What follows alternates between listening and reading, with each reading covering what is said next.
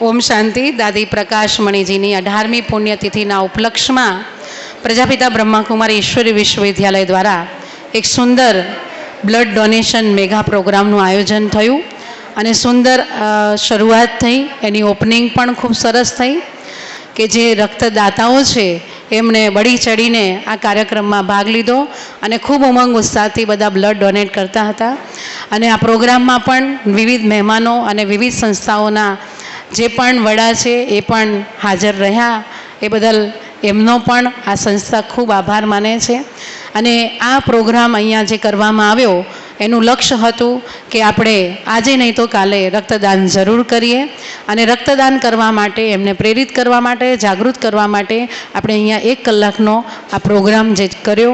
અને આજે સવારે 9થી તે 1 વાગ્યા સુધી હજી પણ બ્લડ ડોનેટનો કાર્યક્રમ ચાલુ જ છે.